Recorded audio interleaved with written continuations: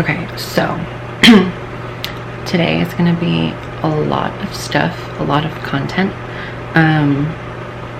to digest, not lengthwise, but like depth-wise. And so we're going to be doing the review on the Custodians. I've been wanting to do it for a while now, but it just didn't feel right. So this, oh my god, I don't even know where to start. This book is wild, but in a good way though. Okay, so I have on my phone right here some notes and some things that I wrote word for word because I wanted to say it this way, and I didn't know if I was going to remember saying it this way when I filmed it. So if it sounds like I'm reading, I am, but it's my own stuff. So I just want to start off with this. People think you're crazy if you talk about things they don't understand. So the majority of people probably won't consciously understand this, but their subconscious or higher self will. And if their subconscious doesn't understand this or resonate with it or remember it, it's because their soul is a human soul and not a cosmic one. If you have questions about that, watch Elizabeth April's video. I think it's called Human Souls on Earth or something like that, but the thumbnail is like the evolution of man, and that video kind of goes in depth into what I'm talking about. So before I even get into it, if you don't have an open mind, just click right off the video right now, because we're going to get into some deep stuff and it's going to be very cosmic. And for those of you that just don't understand it or don't agree with it, just click off, please. And if alien abductions scare you, I recommend that you keep watching this, because I'm about to tell you the actual truth about these abductions and what they really are. So I was watching that show, Unsolved Mysteries, on Netflix. Pete actually wanted to watch the alien episode with me. He thought I would like it. So it was our first time watching it like a couple of days ago.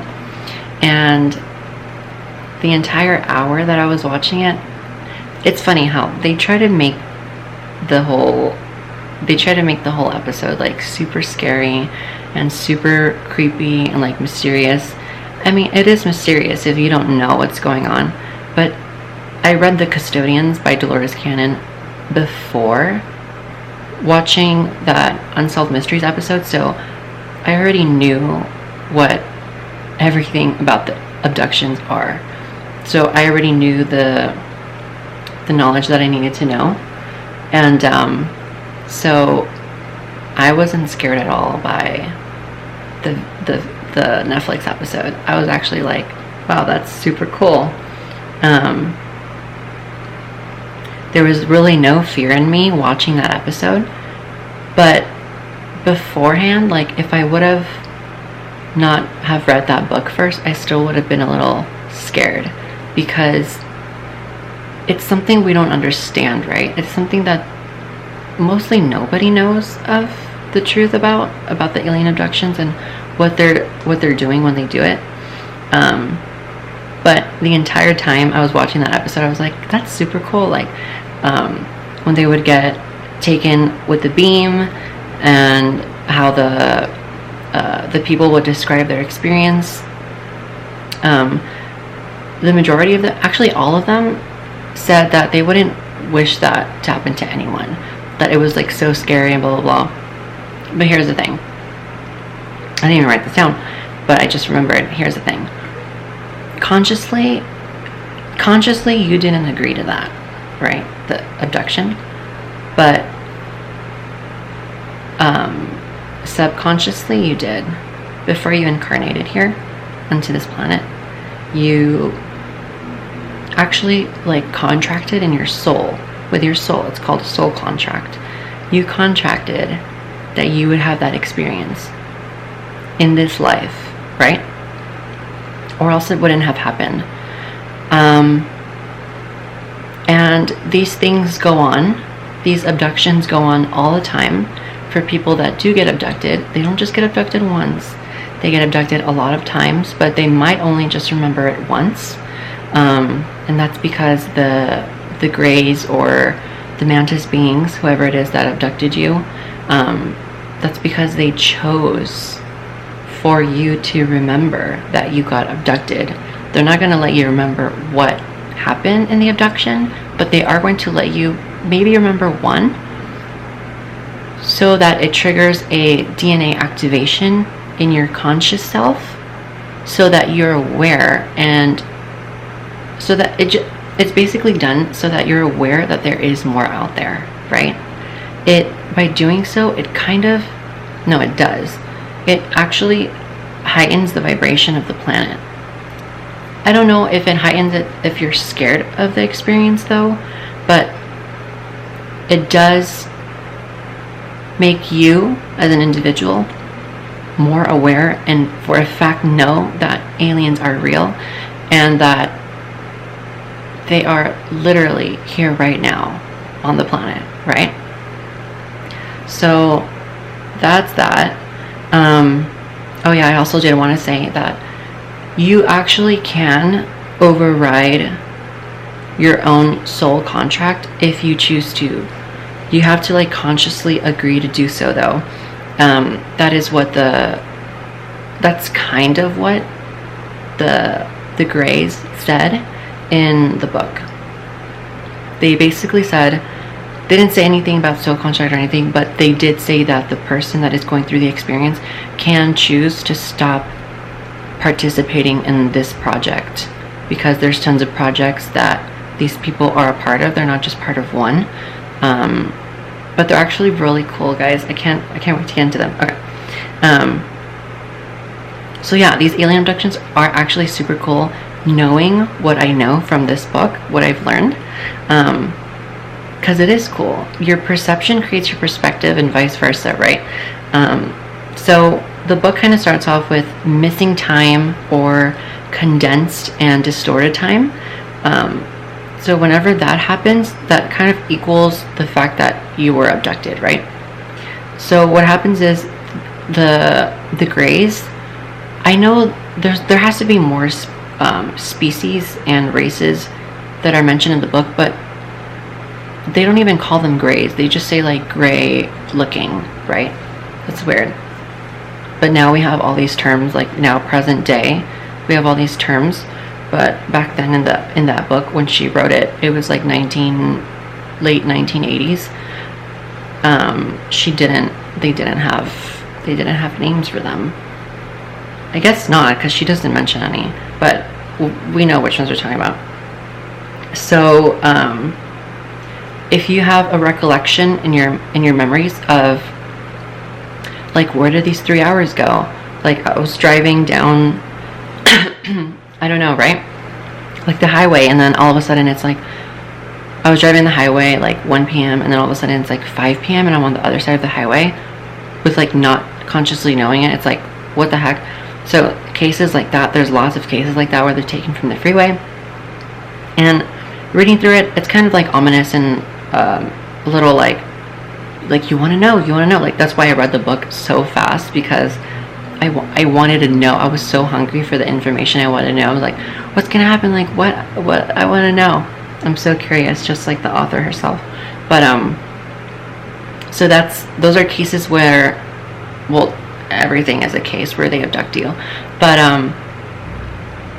there's one thing I want to make clear, that they're honestly not abductions. Abductions would be them taking you and never leaving you back where they took you from.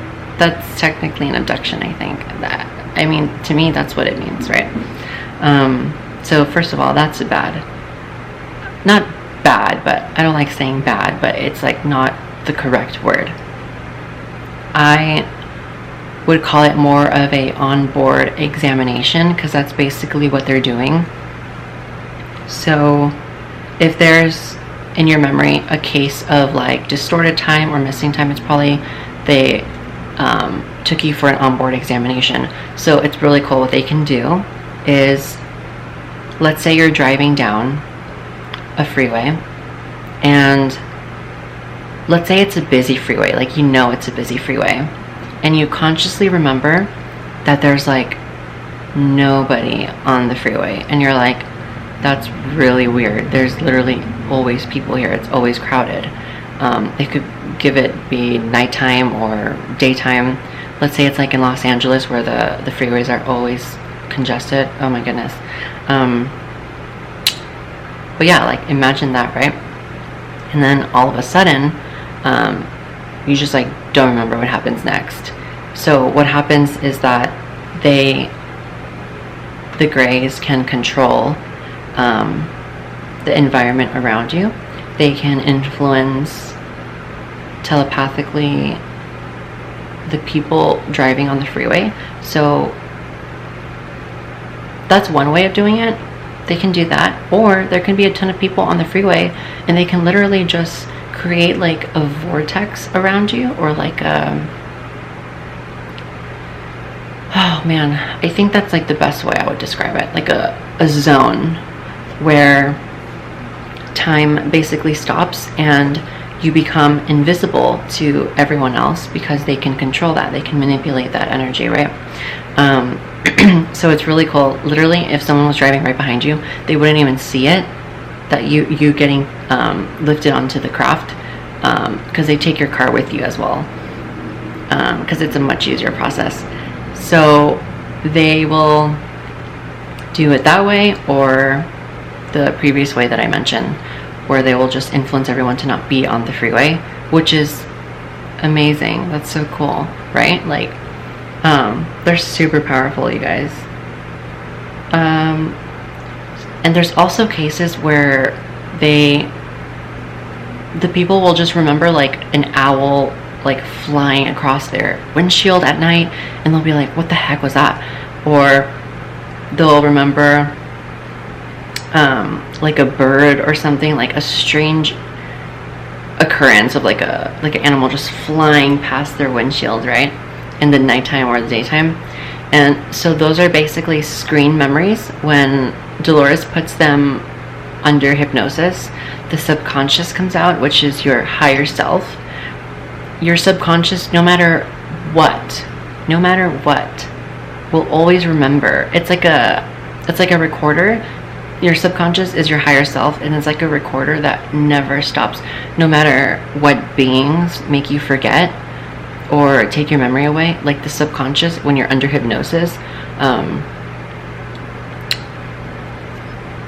the hypnosis that she uses is called somnambulistic, which is like the deepest state of like trance.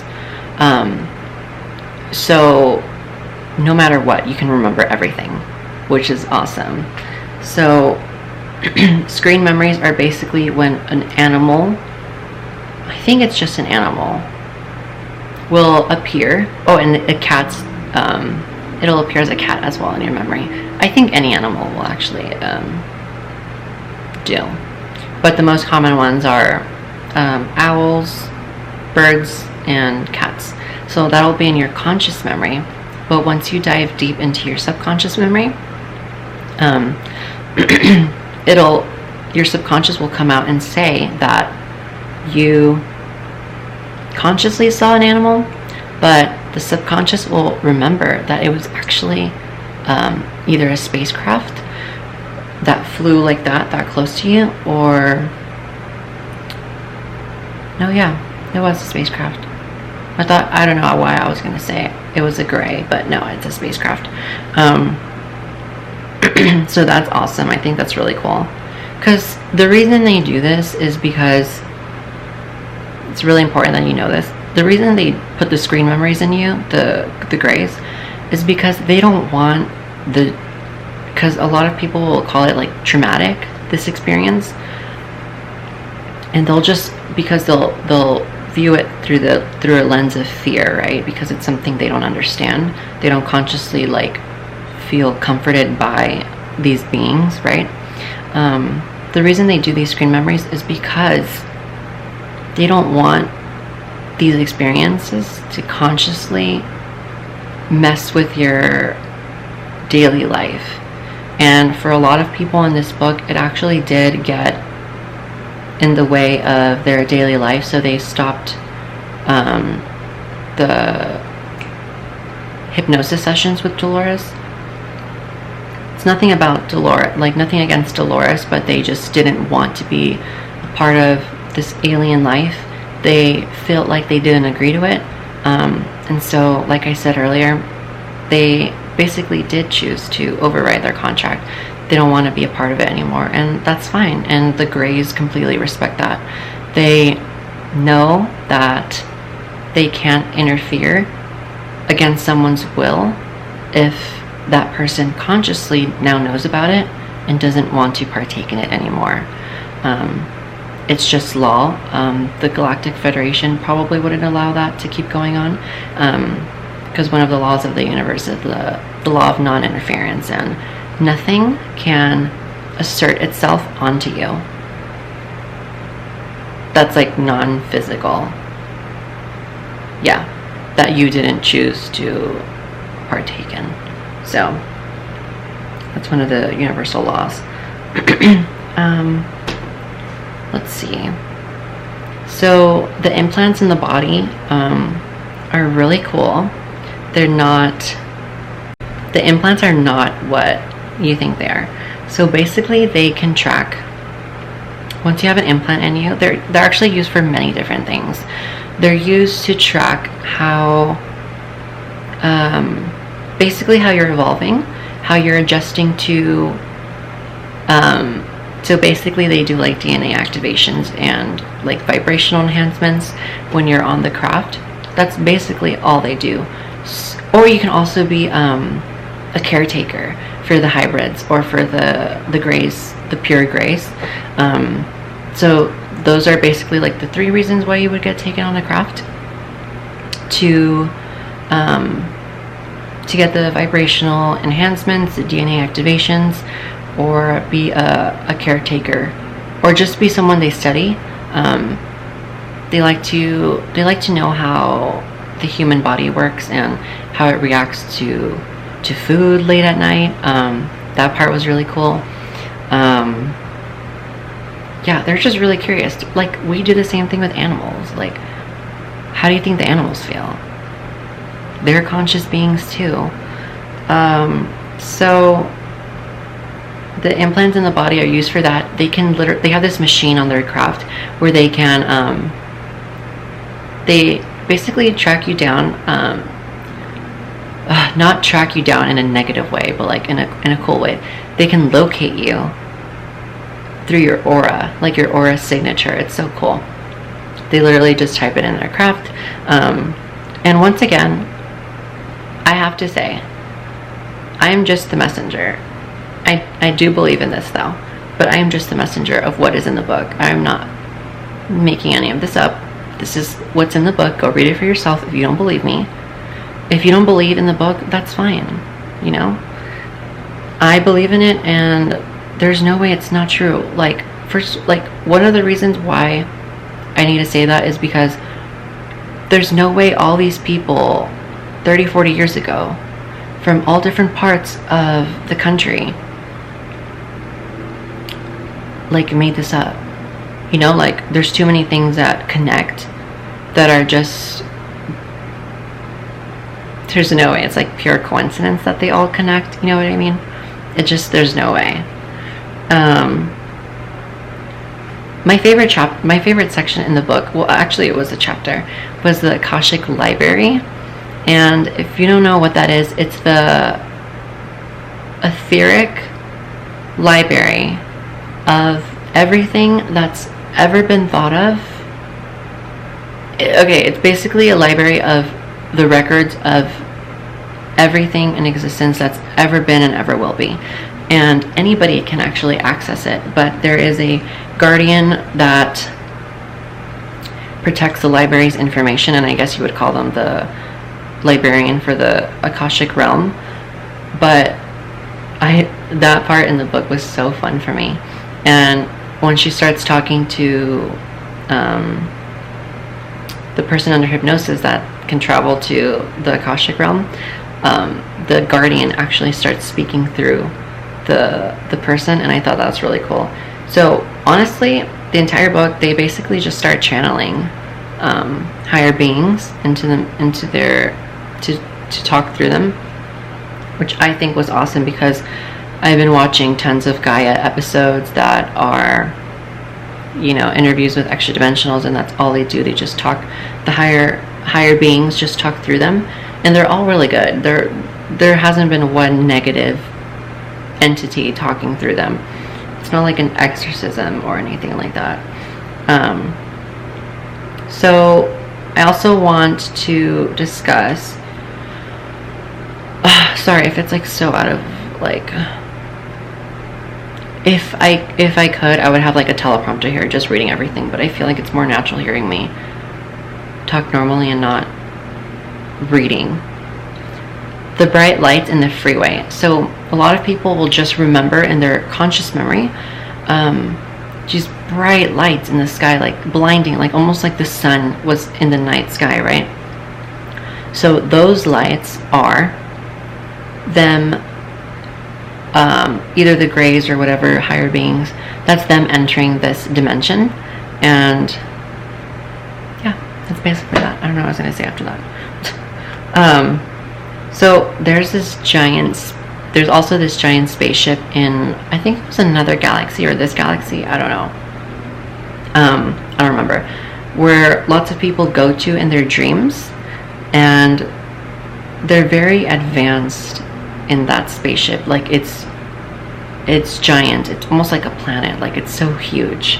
And there's a room where you have to be like super advanced, like in the projects that they're working on you. Like you have to be super vibrationally advanced, I guess. There's this room where you could manipulate your molecular structure, and you can dissipate like your molecules, which is kind of what the spacecraft, their craft does with their technology. It's basically like, shoot, I forgot what the word was that they used, but they basically change the frequency of the molecules and make them faster, so you're vibrating at a higher rate. So that's kind of why people feel like paralyzed when they're getting taken on a craft from their bedroom or from wherever. It's because your physicality is trying to adjust to that high vibration. So that's why it's kind of paralyzed. It's not paralyzed because it's scared, and it's paralyzed because it's trying to adjust to that high frequency. It's not used to that. So I think that's it. I don't know what else I wanted to discuss.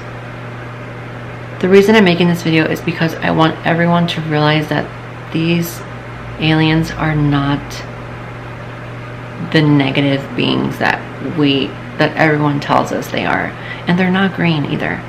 At least not the grays, at least not the ones that take you on board the craft. None of the people in this book reported them being green. So I don't know where that comes from, where that belief comes from that they're green. They are grayish, bluish, like a grayish, bluish color, right? And they're really skinny and tall, and they can also put like a charm over themselves to appear prettier, which I think is cool, because if we saw how they actually looked, we would be scared of them. Oh wait, no, I think that's actually, I don't know, because there was a case towards the beginning. I don't know if it was a gray, actually. It had to be another kind of being. I don't know if it was a Pleiadian or not, but there was a being that was seen on the freeway that had like a charm over them, that was wearing like a robe, and their skin was like glowing white and like light. It was more like light, not white, but it appeared white because it was more like glowing with light. And also like their eyes had they were lit up, like there was like rays of light coming out of their eyes, and supposedly it was just like scanning the area, which is why there was rays coming out. But I think that might have been like a council member. I don't know, but I don't think anyone in the council will appear physically to anyone. So I thought that was weird. I didn't know who that was or what species that was. But that being was like a tall, spindly. That's how they describe it. Spindly, like frail, skinny, thin. Yeah. So I don't know what that was, but the reason I make this video is because I want people to understand that these are not negative beings. The majority of these higher beings are actually good. They actually serve the love and light of the universe. And for the